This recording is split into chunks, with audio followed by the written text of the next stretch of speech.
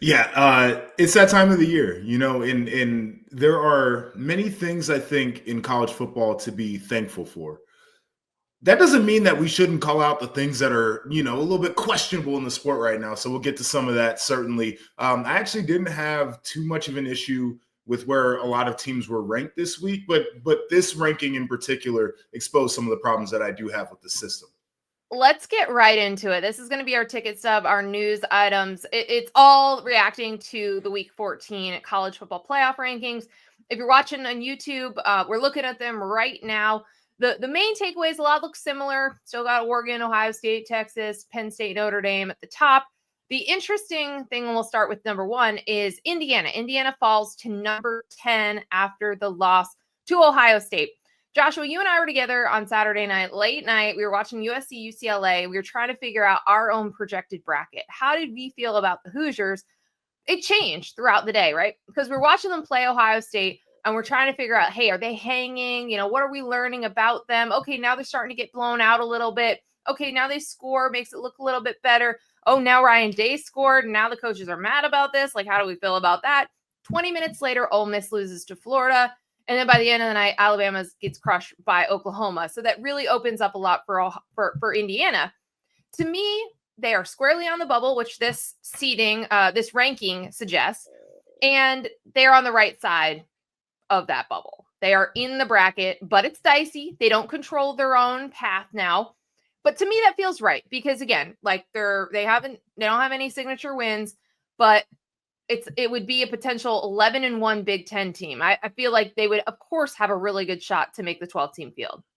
Yeah, I'm there with you. I think this was right for Indiana, and certainly when your schedule and listen, it's not their fault. The schedule is what it is, but when your schedule is like that, you have to have your best showing of the year against your best competition of the year. And certainly Indiana looked different than they had, and I think part of that was Ohio State might have played the best game that they played defensively all year long, right? Like we have to give credit where credit's due on that side too. Like Indiana probably met them on one of the worst days to play Ohio State, a day where the shoe was rocking. So I do think that's right. And I know there's been a lot of consternation about signature wins and who have they beat. And I'll just look at some of the teams ahead of them. Like, what's the signature win for SMU, for example? Miami, is there a signature win? Does Notre Dame have one? I don't think Penn State does, and neither does Texas. So we're having this conversation. It feels very targeted toward Indiana because folks are like non-traditional brand. Schedule was really bad, like admittedly, but I think we can start asking some of the similar questions about other teams. And frankly, Indiana deserves as much of a shot as some of the teams ahead of them too. Yeah, I think so too. And listen, the whole point of an expanded field is that more teams have hope and they have paths to make the bracket. So I don't love how much of this conversation has been, well, wouldn't you believe that Alabama would beat them or Ole Miss would beat them just because they're SEC teams? Like, you're actually going to get to play this out on the field. Indiana could certainly lose in the first round. The way that the just to interject real quick, yeah, you didn't think that Oklahoma was going to beat Alabama either, and you didn't think Vanderbilt was going to beat them. So we can silence that conversation. Period, because we didn't think those results were going to happen. This is what drives me crazy about hypotheticals and this idea that, team X is better than team Y is we go through this every single week and those teams have lost this year. Yeah. Ole Miss, you would thought, hey, they're better than Florida. No, they lost the game. Alabama got crushed. It was like the worst offensive output in 20 years against a not great Oklahoma team. That was not what Vegas told me. So for everyone who's like, well, put, Indiana up against Alabama in Vegas and a neutral site. Well, that didn't determine who won that game in Norman last weekend either. So we're looking at the bracket. The way that this would slot out would be Indiana as the 11 seed. Mm-hmm. So they would be last at large team in. And then they would be going to Penn State. Penn State would be the 6th seed in this bracket. One thing that I hate as we look at the projected bracket, looking at this week's rankings, we've got an SEC game. We've got Tennessee going to Georgia. And then we've got Indiana at Penn State. I want a crossover. I want SEC versus Big Ten. Like, I'm hoping that this is not ultimately what we get because I would like to see some of those conference arguments play out on the field. Yeah, and the one that bothers me probably the most would be the Tennessee, Georgia. We've seen it, right? Yeah. And so I don't know if I want to see that again necessarily. I'm here for the Indiana Penn State. because I do think there is kind of like this thought process in the Big Ten that neither one of those teams ran into any of the good teams in the Big Ten except for Ohio State.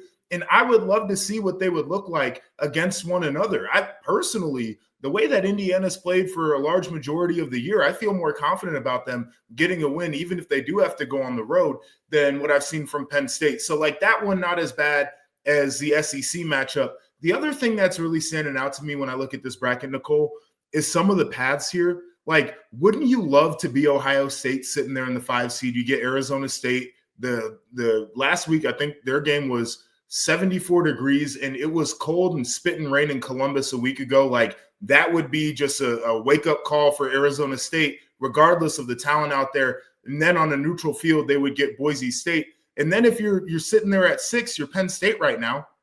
If you beat Indiana, you would get to go play Miami, which feels like one of the more favorable matchups in terms of projected conference champs. Meanwhile, if you're number 1 Oregon, congratulations. You might have to see Georgia in the quarterfinals, right? Like, there's a part of this structure to me that doesn't feel like there's a whole bunch of a reward for actually being the conference champ, for being the number 1 seed in this bracket. Do you reseed them in the future? Do you just go, we'll rank them 1 through 12. We'll take the conference champs so there's buy-in to win the conference. That means you got a guaranteed spot. But we're just going to rank you 1 through 12 once we get the bracket with the conference champs in there. These are questions that I have because I look at this bracket and I'm kind of like, you could make an argument that the loser of the Big Ten championship ain't going to be that disappointed because of the path that they might have. It's a really, really good point. And I do think we probably, coming out of this first season, need to look at what happens there, because the 5th spot is the second best team in the country. This has been the rankings, and every single week the committee has said Ohio State is the second best team in the country. And instead of getting a bye, instead of balancing out the bracket for Oregon at number 1, you're in the same half of the bracket as them. And you're the one taken up, again, this is in part because the Big 12 is down and we've seen so much chaos. You know, they're not in position to get the 4 seed. So you've got the Group of 5 champion and a Big 12 champion to get to the semifinals. And that's it. I think it's a really good point, because this is not a balanced bracket. And I get why they did the buys, attaching them to the conference champions. But it really does drastically change how you feel about the path to a national championship game. And the fact that Oregon and Ohio State, where they would meet for a potential rematch, is the semifinals and not a championship game because of the way the bracket's coming out. I want to flip to the SEC 3-loss teams, because this was the second most important thing coming out of this weekend, was saying, hey, how far is Alabama going to drop and Ole Miss going to drop? So let's look at the rankings themselves. Now, the way that you see this here is you've got Clemson at number 12. So I want to get, Joshua, I want to get your thoughts on them being where they are as well. Alabama 13, Ole Miss 14, South Carolina 15. Now, committee is adhering to head-to-head. Alabama and Ole Miss have both beat South Carolina, so I get that.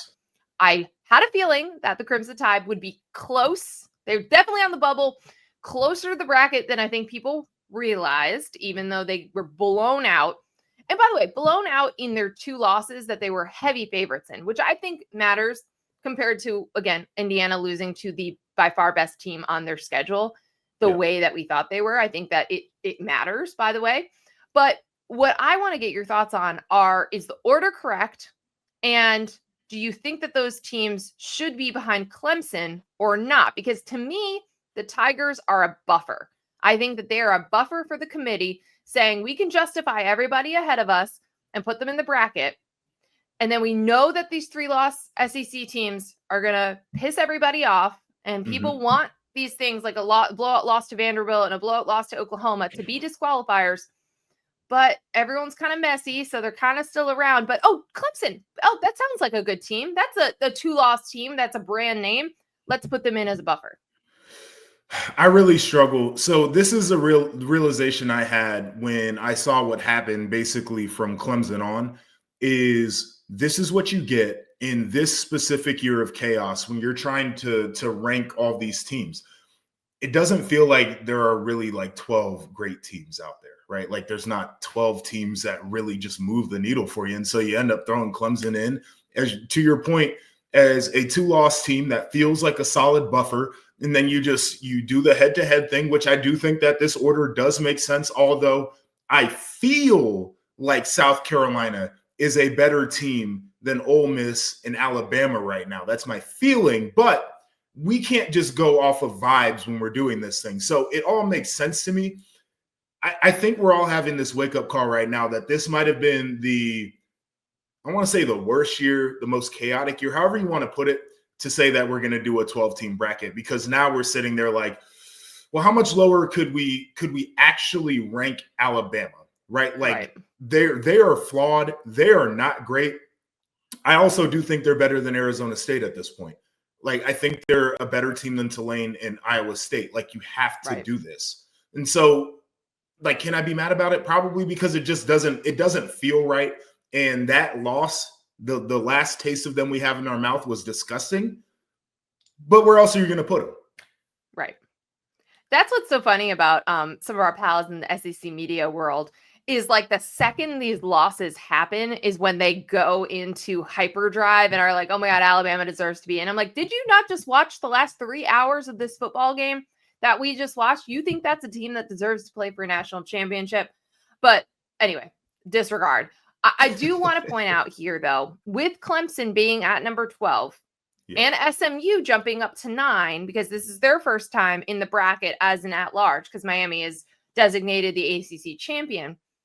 You've got a really good shot at both the ACC getting 2 teams in. This is the best chance that they've had all along.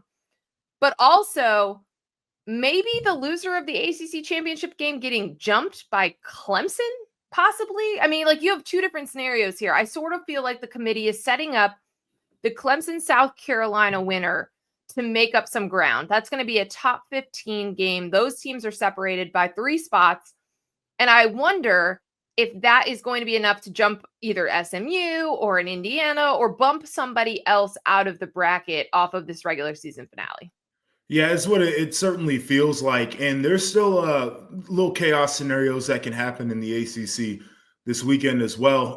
Clemson playing a non-conference game to end it, and same thing with South Carolina. So, it's not the Clemson's result won't have any bearing necessarily on what happens there in the ACC. But the idea that you have these 3 teams and how bunched up they are, it does feel like a signal that the committee at this point believes that they could be a 2-bid conference. And we never really felt like it was that scenario. So I'll be curious, right? And like, this is the Big 12 also being really chaotic.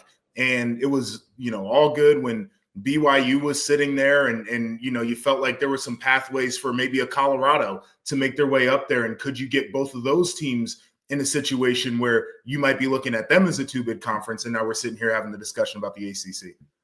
One last point to make. Tulane at number 17, right behind number 16, Arizona State. That possibility continues to exist that the Big 12 could be left out of the bracket if the American and the Mountain West Conference champions are ranked higher than them. They're going to be out, because this is just the 5 highest ranked FBS champions. Does not have to include all of the Power 4 leagues. Also, Tulane's got a shot at potentially maybe jumping Boise if there's some chaos down the stretch, to be in there even with the Big 12 champ as well. So just things to keep in mind. We also still don't know how the committee is going to handle the losers of these conference championship games. We will learn soon enough.